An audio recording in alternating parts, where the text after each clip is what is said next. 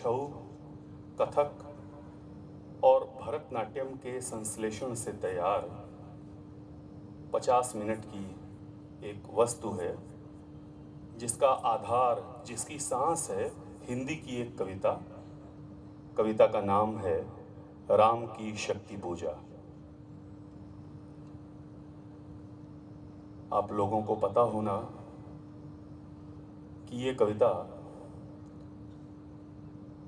1936 में हिंदी के शहीद कवि सूर्यकांत त्रिपाठी निराला ने लिखी थी। ये कविता तुलसीदास की तरह राम को मर्यादा पुरुषोत्तम नहीं मानती, बल्कि हमारी और आपकी तरह रोजमर्रा के जीवन संघर्ष में शामिल एक नागरिक की तरह पहचानती है। मेरे इर्द गिर्द ये जो आधा अधूरा सा वृत्त है, ये राम की वानर वाहिनी के यूथपतियों का। इन्हें आप हनुमान, सुग्रीव, जांबवान, अंगद, विभीषण जैसे चरित्रों में पहचानेंगे। कहानी अत्यंत संक्षेप में बता दूं। राम रावण का युद्ध चल रहा है। युद्धरत राम निराश हैं और हार का अनुभव कर रहे हैं। उन्हें लग रहा है कि वे ये युद्ध हार जाएंगे, और इसी हार की भावना के ठीक बीच में उन्हें अपनी प्रिया सीता की याद आती है। चरम असहायता के बीच में सीता की याद, कैसे विदेह के उपवन में राजा जनक के बागीचे में पहली बार उनसे मिलना हुआ था, और सीता की याद के ठीक बाद उन्हें ये याद आता है कि अपने अब तक के जीवन में उन्होंने कौन कौन से राक्षसों का वध किया है, और ताड़का, सुबाहु, विराध, शिरस्त्रय, दूषण और खर जैसे अतुलित बलशाली योद्धाओं के नाम राम को याद आते हैं। वे उन्हें हरा चुके हैं, मार चुके हैं, लेकिन सीता की याद की मधुरता और अपने ही पराक्रम की याद उनको दिलासा नहीं दे पाती। ऐसा इसलिए होता है कि उन्होंने साक्षात शक्ति को, लोकमन, हम और आप जिन्हें दुर्गा के नाम से जानते हैं, उस शक्ति को रावण की से लड़ते देख लिया है।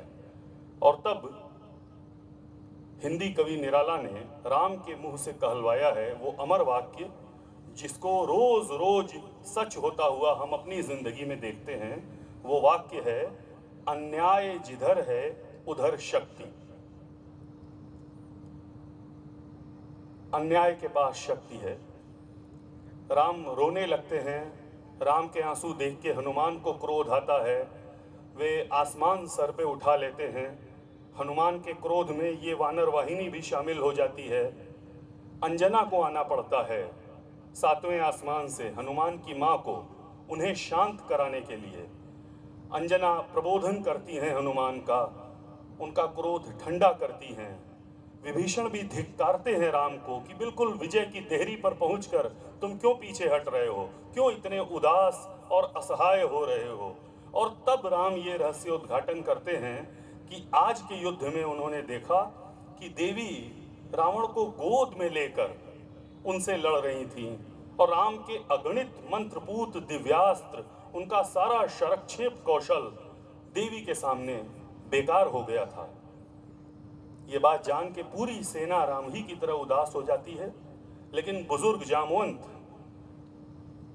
राम को रास्ता दिखाते हैं। वे कहते हैं कि अगर रावण अशुद्ध होके भी सिर्फ साधना से देवी को अपनी ओर से लड़ने के लिए तैयार कर सका है, तो राम तुम तो शुद्ध हो, तुम्हारा इरादा नेक है, तुम्हारी नीयत साफ है, तुम आराधन का दृढ़ आराधन से दो उत्तर। राम यही करते हैं। वे 9 दिन की पूजा का संकल्प लेते हैं और युद्ध से अलग होकर एक साधना में लग जाते हैं। लेकिन देवी यहाँ भी उन्हें परीक्षा लेने से बरी नहीं कर देती। वे चोरी से आती हैं और 108वां फूल, राम ने 108 नीले कमल के फूल देवी को अर्पित करने का संकल्प लिया है। देवी साधना के बिल्कुल आखिरी चरण में किसी चोर की मानंद आती हैं और 108वां फूल राम के पुष्प पात्र में से चुरा ले जाती हैं। कि देखें 108 फूल चढ़ाने का संकल्प था, राम अब क्या करते हैं। राम उस फूल की जगह पर अपनी आँखें ही निकाल कर दे देने को तैयार हो जाते हैं। यही इस कविता की सुंदरता है। अन्याय के विरुद्ध लड़ते हुए गांधी ने जैसे सत्याग्रह की खोज की थी, वैसे ही राम ने 108वें फूल की जगह पर अपनी आँख, उनकी माँ उन्हें राजीव नयन कहा करती थी, तुम्हारी आँखें कमल जैसी हैं, आँख ही चढ़ा देने को प्रस्तुत हो जाते हैं। और देवी तब आती हैं, उन्हें ऐसा करने से रोकती हैं, उनकी अभ्यर्थना करती हैं और उन्हीं में लय हो जाती हैं, शक्ति और सत्य का मिलन हो जाता है। इतनी सी कविता है। जल्दी जल्दी घटनाएं आपके सामने घटेंगी और बनारस का वेश, बनारस की रामलीला का कुछ तत्व आपको इसमें दिखाई देगा। बस कुछ ही पलों में प्रस्तुत है आपके सामने राम की शक्ति पूजा।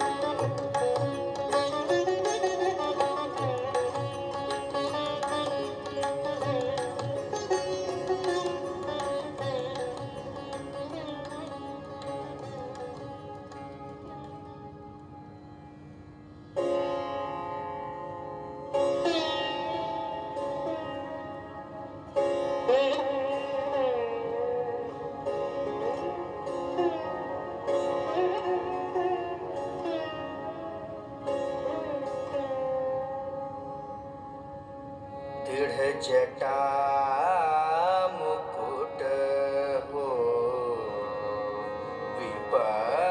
विपर्यस्त प्रतिलट से फैला पृष्ठ पर बाहों पर वक्ष पर विपुल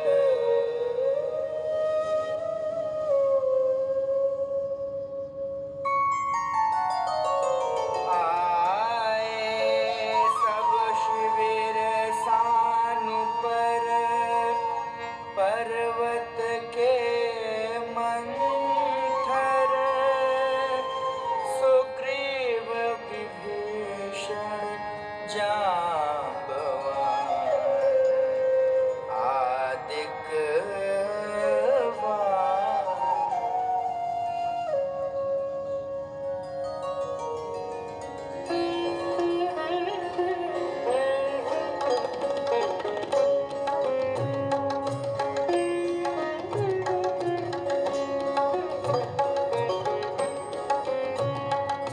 पीछे लक्ष्मण सामने विभीषण बल्लभी सुग्रीव प्रांत पे पाद पद्म के महावीर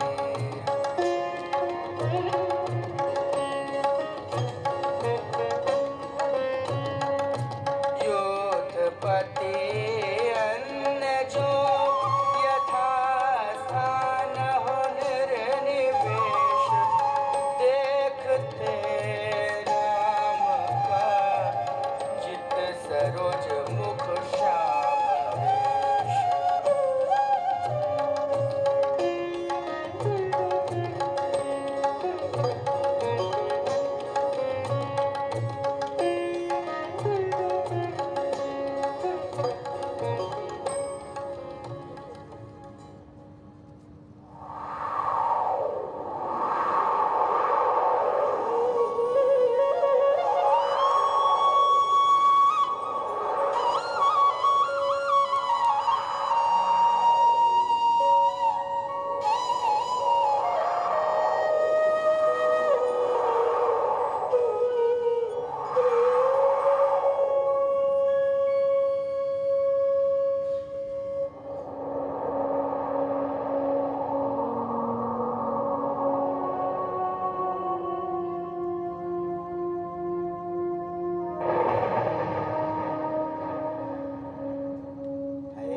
अमानिशा उगल का गगन घन अंधकार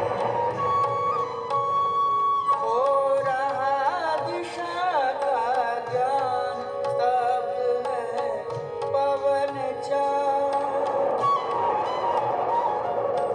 अप्रतिहत गरज रहा पीछे अम्बुध विशाल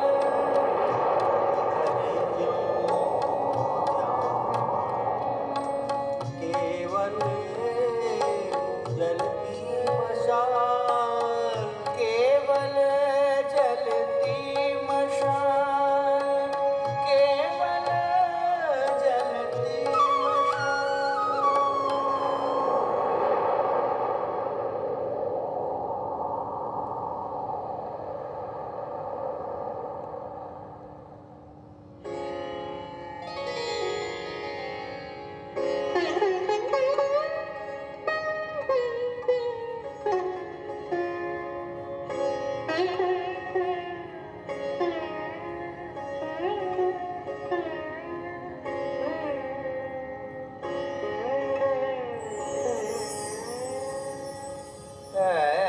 ऐसे क्षण अंधकार घन में जैसे विद्युत